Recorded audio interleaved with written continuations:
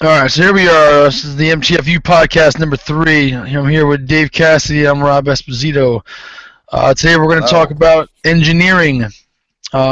Last time we spoke about expectation, education, and effort in our 5 E's to starting strong, to starting anything strong. And today is probably one of the most important parts of those 5 E's in engineering. So planning, engineering. I like the word engineering. What do you think about the word engineering, Dave? I love it. I love it. Um, Most people say make a plan. I like engineering a plan a lot better. yeah, Gives you a lot more ownership and control over it. In my mind, it's a great yeah. word. Definitely. I actually looked up the definition. I wanted to read it just so everybody's clear. As a noun, it's defined as a person who designs, builds, or maintains. Right, and as a verb, it is the skillful or artful arrangement of an event or situation to occur. So I think that really applies to planning um, directly. What are your thoughts? Yeah, I like the noun version of it. I think you're in control. You get to build, design, maintain Yeah, your plan. yeah, I like it. absolutely. You're a genius. I don't know about all that, but I'm trying. Um, so, what were your thoughts on the topic today? Where'd you want to run with? Well, it's fortunate because I'm in the process of engineering uh, something right now, and came to me recently. It's not earth shattering, but as you know, my son is trying to play hockey. He's 6 years old. We're learning to skate. We're learning to play the game. It's a great sport, great game. Very hard to break into the sport though, because you have to learn to skate first, and Right. that takes years to get good at it. So I've been spending a lot of time at the ice rink. I know how to skate forward clumsily, but I'm an athlete, so I don't fall much. But I can't skate backwards and do different things like that. So I am engineering a plan to try and play adult hockey Okay. in the fall.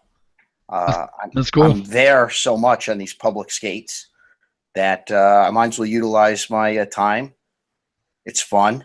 It's a good activity. You stay fit. So I'm fired up about that, and I've been engineering my plan. So I'd like to share that with you. Yeah, please do. I'm looking forward to hearing it. So starting with expectations, what are my expectations here? They're relatively modest. I'm going to be near 50 in a year and a half. So, I just want to play in a league and be competent. I'm not at that point where I want to be the best or an expert at it, but I definitely want to be competent and have respectable showings when I'm out there. Right. So I'm giving myself about 4 to 6 months to learn to skate a little better, and obviously that'll be an ongoing uh, thing to improve upon. Right? I mean, I'm Okay. not going to become Wayne Gretzky in 6 months, and probably not in 6 years. It's fair to say, but I have a modest expectation, and it's a worthy goal. So I started to put together my plan. Started engineering it. First thing I've been doing is physically, because I have my shoulder problem. I've been working out on my legs a little bit. Got a trainer, doing some different things, a lot of air squats, lunges, some band work, strengthen my legs. So All right.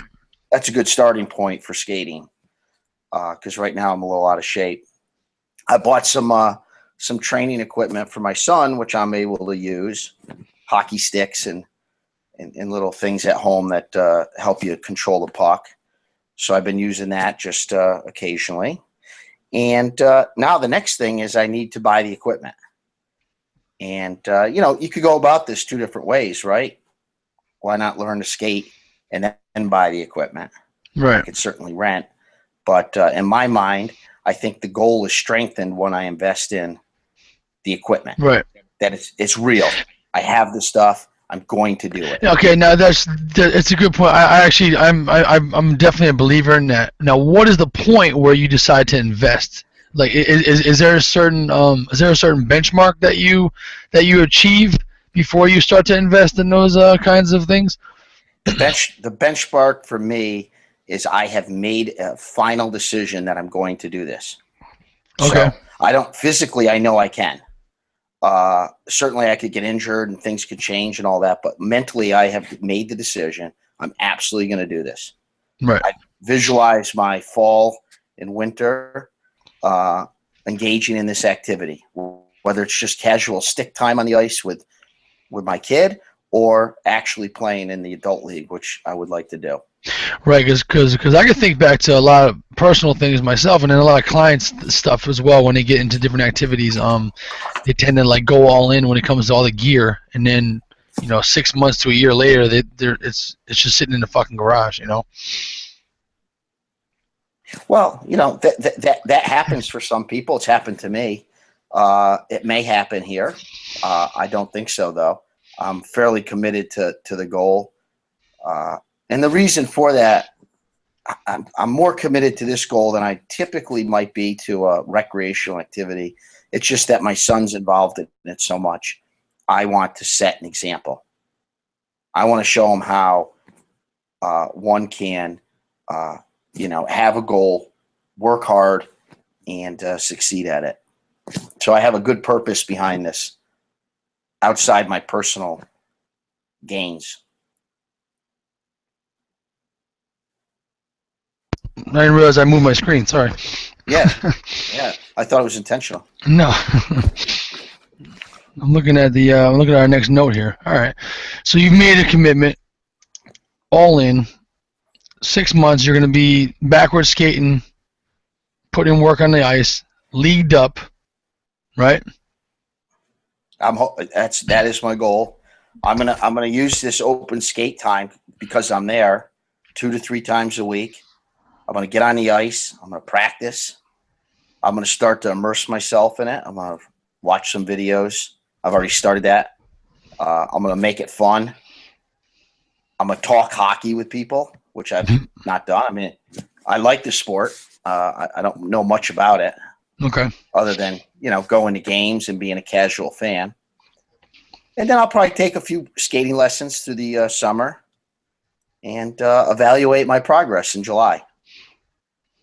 All right, so as far as your set goals, or you said with our notes that we're looking at here, there's a range that you're looking at for your goal for this particular undertaking. What is that range other than being immersed in it? Is there a certain level you see yourself at in a certain amount of time, or as far as achieving? Do you want to be able to help Marcus out with his skating?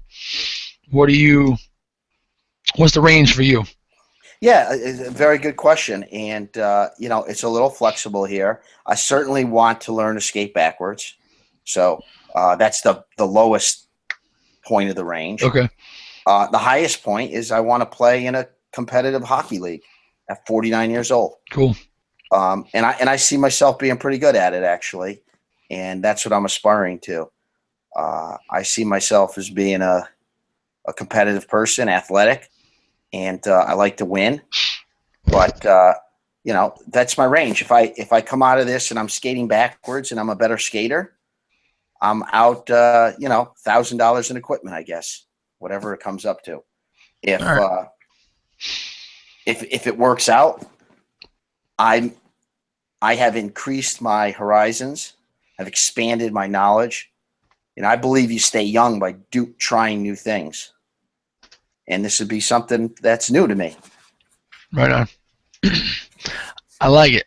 So the traditional goal setting type of mentality is have your grandiose goal or your target out in space and work backwards. I don't necessarily believe in that myself, and I don't think you do either. We'll talk more about the ranges and how they're a little more feasible for all the variables that are involved in life in general, right? I mean, in a perfect vacuum, obviously we can set a finite goal and then work backwards and break it down very, very mathematically, but life's not a vacuum, right? That's correct. Okay. That's correct. I think you're better served by creating a vision, right? A big picture vision, and keeping your eye on that than a targeted goal. Okay, one of the things I use is like a shotgun approach, right? You have your shotgun, you shoot it, and it kind of spreads out and hits a lot of different shit. but it's all going away from you and it's moving in a direction. I try to explain to people goal setting that way, and not necessarily being like a sniper and trying to make this marksman shot, from 1,000 yards out. I think more like a blunderbuss kind of scenario with the objectives that you're looking at. Yeah, well, this goes to the education component. For example, me right now, I don't know enough of how this process is, Right. going to go to make an educated. I'm not smart enough to know what my goal should be. Right. Okay. That's where a coach comes in, right? That's right. And I'll take some private skating lessons and then some hockey lessons if that even is out there. But I have this vision of what I can do. I'm going to begin to educate myself. Thankfully, YouTube is out there. Yeah. And I've started watching videos. Same thing I did with boxing. How do you skate? What are some drills I can do when I'm on the ice? And try those things. But, as far as a specific goal, I don't think I have enough knowledge right now to do that. Right. Okay. Which is good, because we spoke about that earlier, and how the education plays, and how when you become a little more educated, you can more specifies that goal. Is that a word? I don't know. Or that vision, which is cool. So what consistent little actions are you going to take daily that's going to help you get closer to that that vision? Well, fortunately, I see that as a relatively easy task for me. Number one, I work out a lot. So I'm going to tailor my workouts to my legs, kind of skating type activities, which is good for me because I've been boxing and my shoulders are like a Neanderthal now. So I could spend some time on my legs. It's a win-win. Yeah. And then I'm going to skate these two to three times a week. For me, I don't have to learn to skate. I've watched him go from falling down to, skating backwards. So for me, I'm going to be there. I'm going to be there tomorrow night. I'm going to be there Saturday. I'm going to be there Sunday. And I'm going to start to, dig my edges into the ice and see what happens. Cool.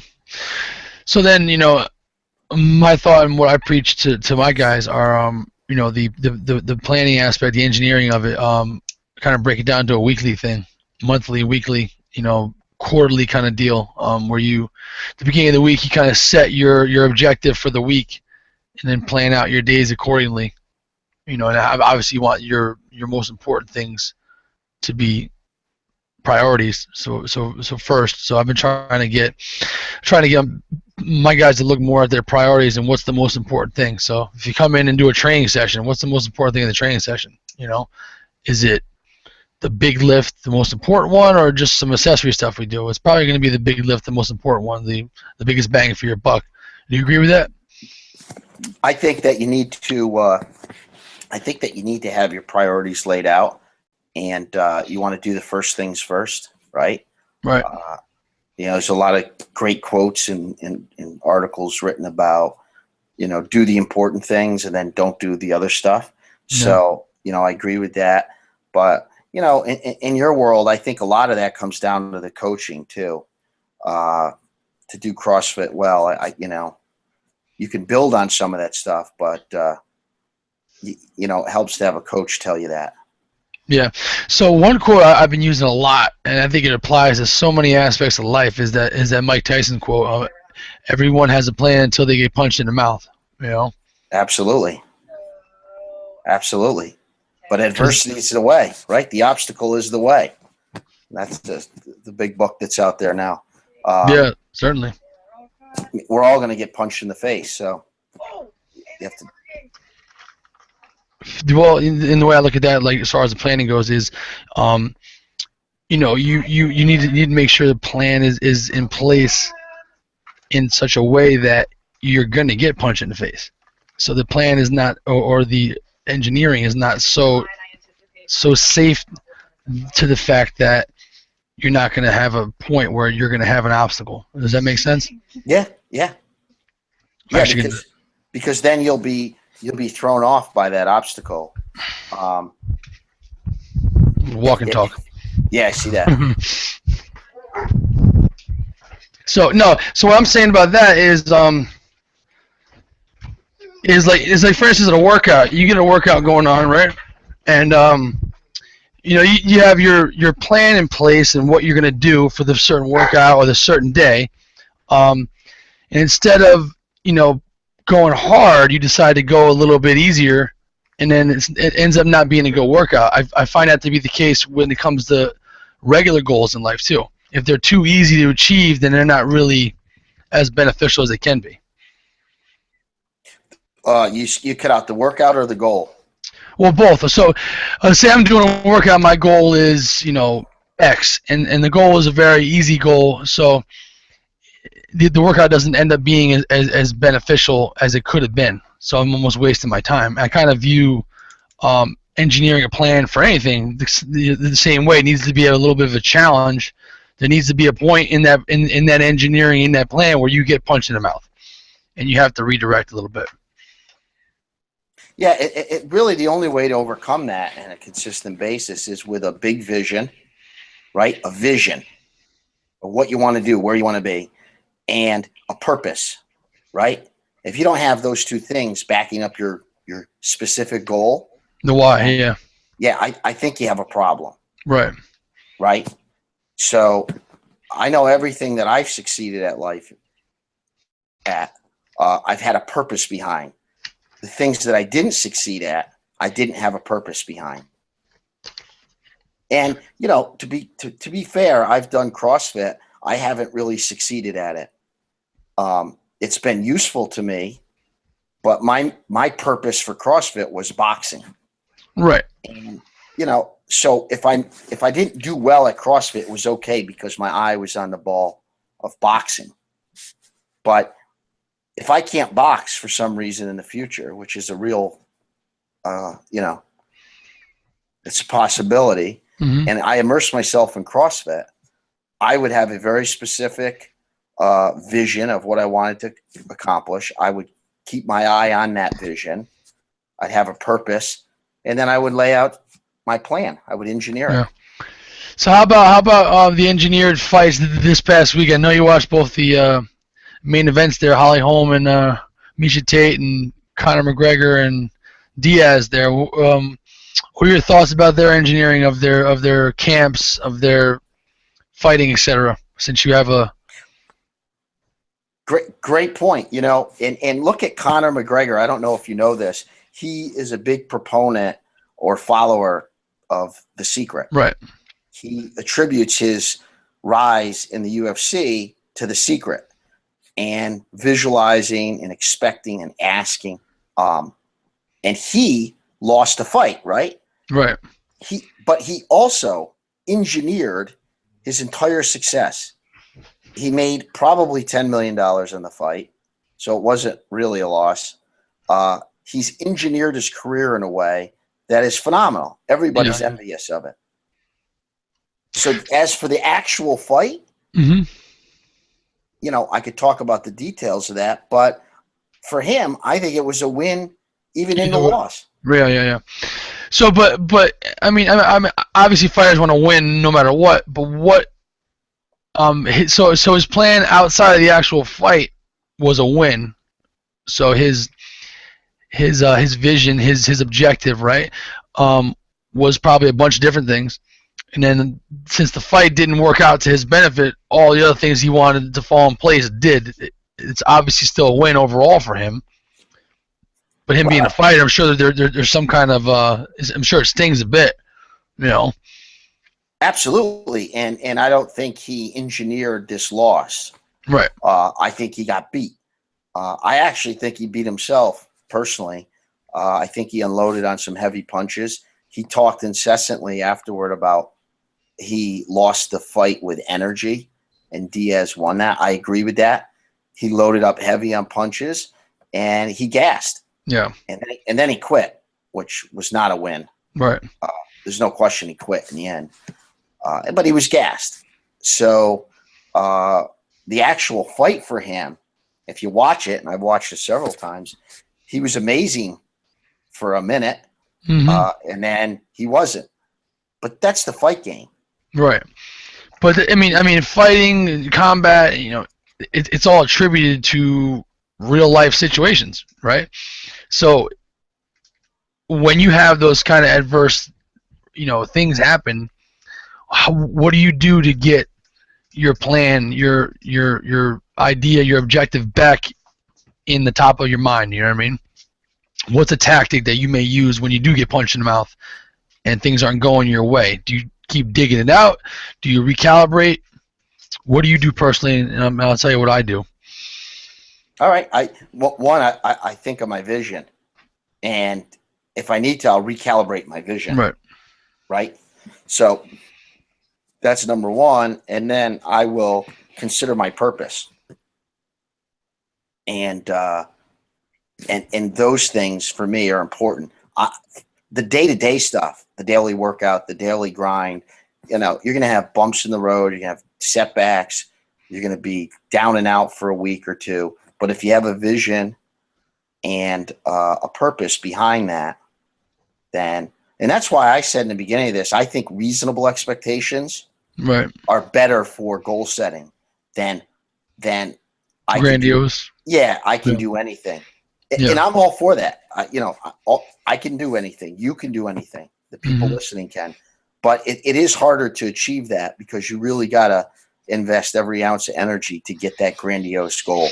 Yeah. And one of the things that, I try to, get myself to wrap my head around too are the small victories, which are sometimes hard when you're in a certain place, when you're in the obstacle area, right? You're in that dip, as Seth Godin speaks about, it's hard to focus on the vision when you're dragging your knees through the fucking mud, right? Yeah, yeah.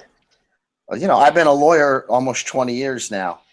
I've had a down year or two, and I've had a down month or two, down week or two, but I always know what my vision is. I always know what my purpose is. It's easy to come through those. Yeah. And I talk to other lawyers about it. Hey, you have a career. You got great clients. You're just, you're working hard right now. It's not fun. That's going to pass. It's going to get back. Everything balances out. If you get yourself in a negative mindset and you lose that overall vision and that purpose, that's when you're going to go crazy. All right. So when engineering our plans, our visions, our objectives, we need to keep our eye on the prize, right? It needs to be top of mind with that. Is that rule number one for engineering for today? Yes. So focus on the why. Any other thoughts on the why, the end goal, the direction? What is it? Well, what's some concise, you think?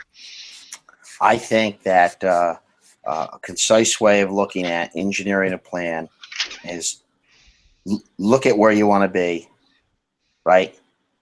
Pick your head up, pick your eyes up. Don't look at the day-to-day. Look at where you want to be, and then start walking towards where you want to be. Okay. And if you get lost a little bit, or if you trip and fall, get up, look where you want to go, and keep walking.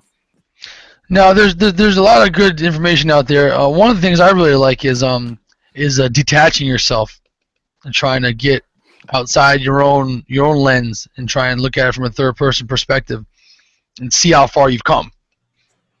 I think it's a tough thing to wrap your head around. Most people have a difficult time doing it, myself included. But if you're able to look around and step away from the scenario and kind of look at from the outside looking in, and it's a better perspective to really see the growth that's occurring with your plan, with your education, with your expectation, with your efforts.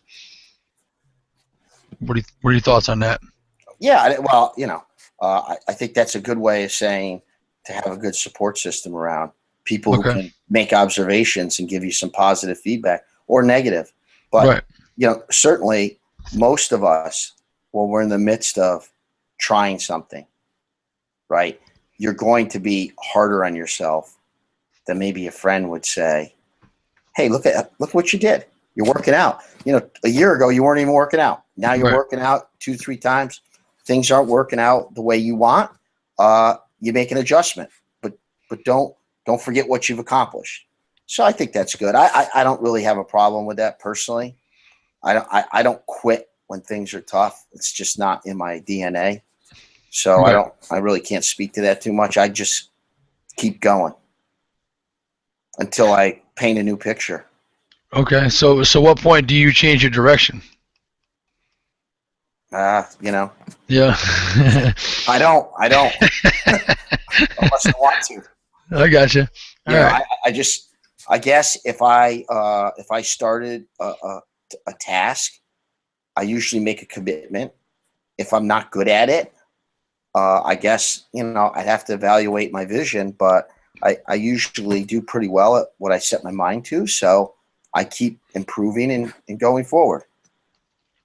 But my expectations might be more modest. So question, is there a plan B in there? Or does plan B distract from plan A? It depends what for. I think you need a contingency plan for most things you're doing in life. For some of the stuff we're talking about, athletic performance, I don't know that you need a plan B. I think you just evaluate as you're going. Okay. So we got vision and then a range. We want to set a range for our goals. So not anything specific. We want to have a range. We want to have an idea. And then keep reevaluating as we're going along. Listen, for me, I write it down. Yeah. I write it down and I keep it out. And it's pretty simple. For me, I'm going to play hockey in a league in September. And I'm just going to work at it 2 to 3 times a week. I'm going to get some lessons. I'm going to have fun. I'm going to immerse myself in the sport. I'm going to take a look at where I am in July, August. If I need to up the activity, I will. I got a modest goal. I got a great purpose, right? What's better than spending time with my son in a positive way, showing him something, and staying fit and young? How can I fail at that goal? I don't think so. I don't think there's much failure in that goal. Right? Yeah. So, it may be a simple thing. It might be easy. And I am fortunate with this particular one because I've been at an ice rink 3 times a week for 8 hours a week. Right. And it actually took me months here to figure, hey, what can I do with this time? Instead of staring at Facebook and, taking videos. Right. So now you had a year of education leading up to this idea. Yeah, it took a while. which is okay too, because now your decision is very educated. It's not a slipshod. Yeah, and I'm excited. Yeah. It's a type of activity I can't fail at. So that I know that is different than other types of goals. But okay. But I think that's the problem with the goals and the word goal is there's failure attached to it. When we talk about the obstacle is the way, you're not necessarily failing, right? If you're moving forward, you're falling on your face, but you're still moving forward. You're not necessarily failing, are you? Yeah, it's what you see. Right. If you see the obstacle as a good thing, then you keep moving forward. If you see it, look, if you have a piss poor attitude, a negative attitude, all this stuff doesn't help. You're just you got to fix your attitude first. Well, that's where we're going to go after we're done with our 5 E's. We're going to go into the mindset aspect, I think, a little bit on, looking at the goal and the obstacle and the failures as good things, as growth opportunities, right? I think that's a huge thing that people I think a lot of people know it. They have an idea about it, but they don't really believe it, or they're conditioned to kind of feel a certain way about things because of Facebook, Twitter, and all that shit. And I guess society in general is always down and out, negative, boo-hoo, poor me, the whole victim mentality. Yeah, well, some people have stinking thinking. Yeah, that's a good one. And by the way, we all do it certain Oh points. yeah, absolutely. And I hate when I do it when it happens. Me too. I read a quote yesterday, one of my many websites I look at, and it's like, go the whole day without complaining. And I was like, fuck, it's noon. I already blew that up. I spent 4 hours complaining about something. And you know, but it jogged me to say, hey, let's look at the positive here. Yeah, definitely. Yeah. So I'll tell you what, it was a really good book. I was listening to a podcast that guy Jocko Willink, he's an ex-Navy SEAL, but he was talking about this book called The Last Highlander or something along those lines. It's basically a British troop in Japan, and they were just fucking slaves for such a long time, and just the most horrible imaginable fucking circumstances ever. And this guy comes out of it and still a happy person, you know. And then here we are complaining about, you know, our coffee being cold. Yeah, you know, it's one of those things you look at like, okay, let me reevaluate what I'm complaining about, because there's kids in Africa starving, there's kids here starving, you know, and I'm worried about it's too cold outside. I wore the wrong jacket. No, it's perspective. I agree. Yeah. On that note, Yeah. have a positive day. I shall. You too. Have fun on the ice. Freezing your balls off. Well, that's I gotta buy some skates. I might have to rent for a week, but probably not. I'll probably go get some soon. Good deal. I'll report back. All right. All right. Well, have a good day, man. Sign off. You too. I'll see you. Bye. Bye.